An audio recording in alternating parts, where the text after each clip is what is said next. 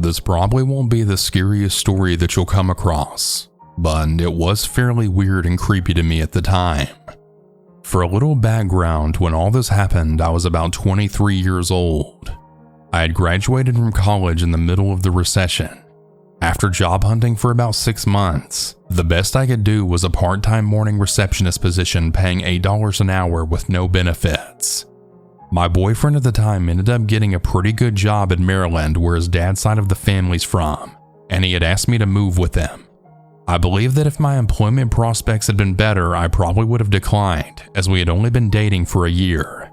But I looked at moving as a fresh start with the man I loved, and I figured that I had nothing to lose. After a few weeks of packing and saying goodbyes, we moved to Baltimore County. We were able to rent a small townhome, and within a couple of months, I had started a new job with a real estate brokerage as an administrative assistant. It didn't pay very well, but it was full-time, had benefits, and all of my coworkers were very nice. So this is ultimately why I ended up staying in Baltimore when my boyfriend dumped me for another girl 6 months later. He said that I could stay as long as I needed to find a new place, but things got very awkward and there was a lot of drama, so I needed to find a place quickly. I didn't have a lot of money and I couldn't afford my own spot, so I found a room for rent on Craigslist. It was in my budget, but also in a nice area in a suburb of Baltimore. I didn't have a lot of stuff, so I moved in just a few days later. The lady I was renting from was a little older, but she seemed nice. There was another younger woman renting a room as well. At first, things were fine, but I noticed that I started finding notes everywhere. For example, there was a post-it note left on the bathroom faucet saying that I needed to put my toothpaste in the drawer as opposed to leaving it out on the counter. I made toast one morning before work, and I came home to a post-it note saying to clean out the crumbs from the bottom of the toaster after each use. I found various notes telling me to do things like leave my bedroom door open when I was at work, collect my mail from the table downstairs so that it doesn't pile up, turn the volume down on the main TV when I got done using it, leave the thermostat as it is, etc. The landlady was also very adamant that I didn't have any men in the house. Even when my cousin Brian was passing by on his way home to Richmond, I had to stand out in the yard to talk to him. I also kept seeing stink bugs in the house, and I had asked the landlady about pest control, but she said that pest control wouldn't work. We don't have a lot of them where I'm from, so I believed her. One day I went to work, and when I came home, my room had been emptied out. The landlady wasn't home, so I went over to the other girl's room to figure out if she knew what was going on, and my stuff had been set up there instead. The girl wasn't there either. At first, I thought that I must have been losing my mind because I could have sworn that I had not been in this room. Plus, I had no idea that the other girl had been planning to move out. When the landlady came home, I had confronted her, and she said that the other girl had moved out and that her room was bigger, so she assumed that I would prefer it. I was pissed because I didn't give her permission to touch my stuff. She also mentioned that a male friend of hers had helped her. I found this strange because I thought she didn't want men in the house. I gave her the benefit of the doubt and let it go because I figured that she was doing something nice, but I had asked her to let me know before she moved my things. Honestly, I really hated the new room. It was in the back of the house and didn't get as much sun as my old room. It had a weird feeling to it, and I would constantly burn candles in there because it smelled weird. There were many nights that I had heard strange noises coming from the backyard, and I'd look out the window, but nothing was there. There were a couple of times that I would swear I closed the bedroom door before getting into bed, but then whenever I would wake up, the door would be wide open. One night I woke up in the middle of the night and I saw someone walking by the closet, but then by the time I reached over to the lamp and turned the light on, the person was gone. At this point, I was very creeped out, and my parents suggested that I move back home. At first, I had resisted the suggestion. I actually liked my job, I had made a few new friends, and I was dating again. I figured I could just stick it out for a few more months until I could find someplace else to stay. Also, a couple of my friends from college had moved to DC, so I had started hanging out with them on the weekends and staying over at their places. I sometimes would drive down to Richmond on the weekends and stay over at my cousin Brian's house. He kept telling me that I either needed to move back home or I could stay with him and his family for a while and then see about getting a job in Richmond. I was on a month-to-month lease, so when I had paid my rent that month, I had told the landlady that I would be moving out at the end of the month. A couple of weeks later, the landlady said she would have to go out of town for work. She was gone for a few days, and at first I was in my normal work week routine. But on the night before she came back, I decided that I wanted to rebel a little. I did things like turning up the TV at the highest volume. I also turned down the AC a few degrees so that it would kick on as it hardly ever did. I promised myself that I would put everything back before she came home. I went to bed that night, but then I woke up again at around 1 to 2 a.m. It was pitch black in the room and I kept hearing those weird clicking and shuffling noises. I turned on the lamp to see that there were dozens of stink bugs in my room. On the walls, on the floor, on my bed, everywhere. One was even crawling on my pillow. They were coming out of the vents. I then realized that's why she said to never touch the AC. I was absolutely disgusted. I took a shower and started packing my things. When I went downstairs into the kitchen, stink bugs were also coming out of the vents. I know I had some plates and cups and such in the kitchen, but I was so horrified by all the bugs, and I'm pretty sure that I had originally purchased those items at IKEA, so I just said forget it. I got in my car and drove straight to Brian's house. Later on that night, my landlady called me asking what was going on. When I left, I had just pushed the house key through the mail slot. I told her that I went ahead and moved out because I wasn't trying to sleep every night with bugs crawling on me. She then said, "Oh, you're such a princess." And then she advised me she would be keeping my security deposit. I did drive back up and stay at a friend's place so that I could work a few more days and then quit my job in person. To this day, I have no idea what happened to the other girl, and I haven't been back to Baltimore, Maryland since.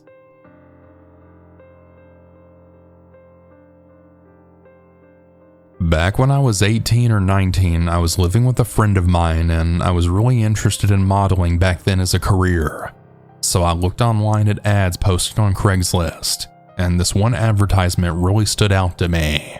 It said great pay for a couple of hours of work. I had my suspicions, but everything seemed legit to me.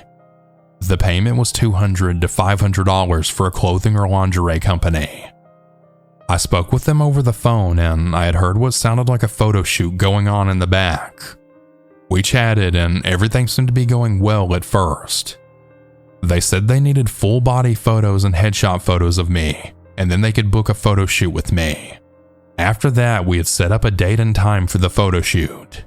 Somehow they convinced me to give them my address, and where it gets blurry because the only way I would have given it to them is if they said they were going to make sure they covered the cost for the photo shoot and transportation, which they did. Against my better judgment, I had got ready to meet them and I had waited around to the front of the house. A random grayish van pulls up and all of the windows are rolled up. One window is actually duct taped with gray duct tape.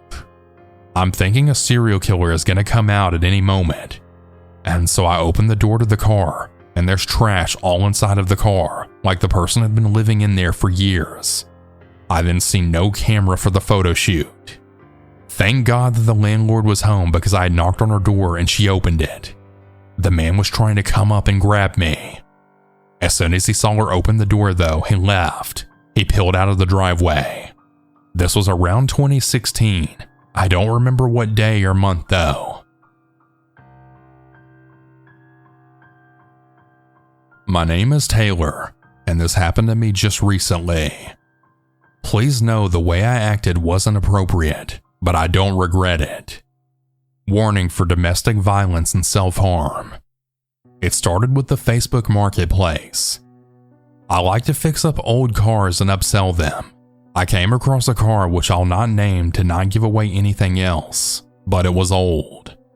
It ran fine, it just had cosmetic problems. I knew that I could fix it. I looked at the profile having problems with scammers before. The profile was clearly real. A young girl in her late 20s. She was pretty and her profile picture was what I assumed was her boyfriend. She was smiling at him happily in the picture. I messaged her with the typical, "Hey, is this available?" And she responded back within the hour. She said that yes, it was, but she wanted me to be aware that the side mirrors were broken with duct tape as well as other things in the car. Again, cosmetic. I said it was fine, as again, I knew these were easy fixes. We chatted for a little while longer and she seemed really eager to get rid of the car. She was a little far from me, but I would be in that area visiting family anyway, so I agreed to meet her. Again, I don't want to disclose any city information because they were a good distance apart. You may think I'm stupid for using the time to go see the car. I don't care. I wish the horrible part of the story was that this girl was a catfish or threatened to rob me, but it's not. The day we decided to meet, I took an Uber to their house. I planned to visit my family after and then drive the car home. She was perfectly normal. She had her boyfriend and I assume her dad who came out and met me. We exchanged information and the car was mine. I could tell that she was a little scared of me though. She had sort of like hid behind her boyfriend, which again was the same guy from the pictures. She looked like her photos, but I could see her arms. She had several vertical healing scars. I felt bad for her. I have a history of self-harm too. I got the keys and drove to my parents. Afterwards, I drove the few hours home. Once getting on the highway in a few cities before mine, I couldn't help but notice an old beat-up car following close behind me. Again, it was the highway, so I didn't read too much into it. I noticed that the gas tank was about half empty, so I pulled over into the gas station off the highway. I put my car in the slot and began to pump my gas. The car from behind me also pulled up next to me. A big guy with a sleeve tattoo and dark hair emerged from the car. "Hey!" he yelled out in a southern accent. "What the fuck you think you're doing in my girlfriend's car?" I stared at him confused. The dude looked nothing like the guy from the house or her pictures. What? I said, confused, immediately getting a bad feeling. "Yeah, that's my girlfriend's car. Her name's Natalie," which was the girl's name from the Facebook Marketplace. I'd like to state that I had changed her name for privacy. Was Natalie cheating on her boyfriend? "I'm sorry, I bought this from an older gentleman." I lied. "Bullshit. That's my girlfriend's car." "Sorry, the man said that he owned it for a year." I lied. "That dumb whore." He then huffed and jumped back into his beat-up car. I pulled out my phone and texted Natalie. It felt wrong, but I had to know. Immediately she responded. Was his name Derek? Fake name again. "I didn't find out," I responded. "Please don't tell that man any of my information. He's my ex," she told me. I didn't respond and just got back into my car after the gas clicked. I noticed who I assumed was Derek was again tailing close behind me. I had pulled over on a quiet road, hoping he would pass. He didn't. He jumped out of his car again, and I instantly regretted pulling over. "Roll down your window, now," he demanded, so I obeyed. "Are you dating that stupid bitch Natalie?" He started to ask me questions while saying a lot of profanities about Natalie, to which I then told him, "Dude, I told you I have no idea who this Natalie is. I swear to God, I'll kill her. I'll kill her. For good this time. I'll cut her up again." I then thought of Natalie's scarred arm. Did he do that? He couldn't have. "I don't know this girl you're talking about," I remarked, but as I leaned in to grab the keys, I had noticed him pulling something out of his pocket. Not even thinking, I had grabbed a pocket knife from my own pocket and then slashed him across the arm, leaving the same marks he did to that poor girl. I then zoomed off, not before running over his foot, and I haven't heard from either of them since. Was it wrong? Yes, but my mom was a battered woman once, and she didn't have the chance to leave.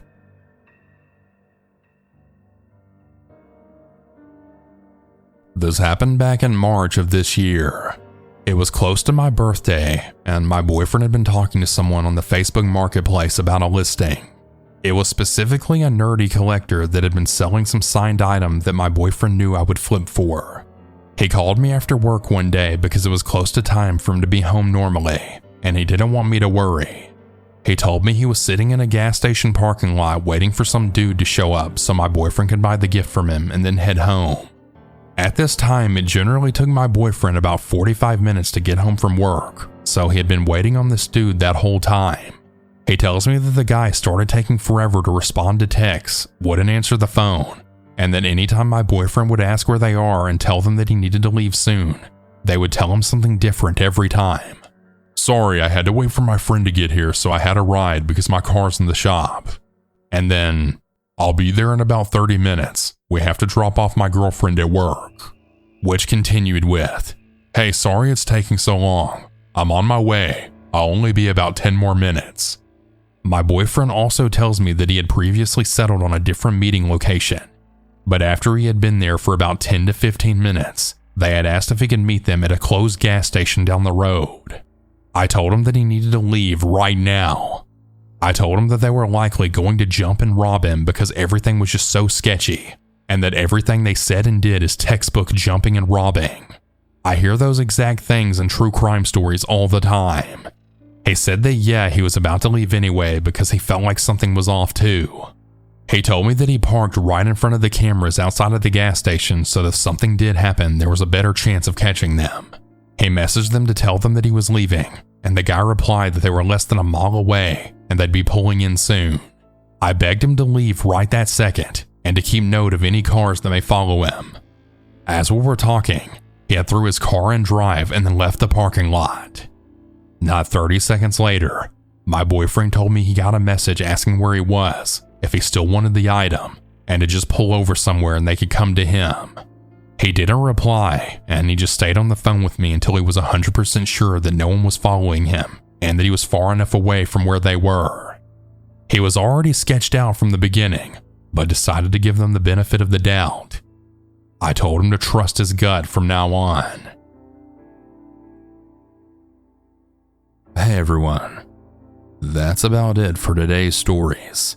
If you have your own story that you would like to send, you can send it in at southerncannibal.com, or you can email it at southerncannibalstories@gmail.com. I look forward to telling your story. Have a good night or good day, everyone. And remember to always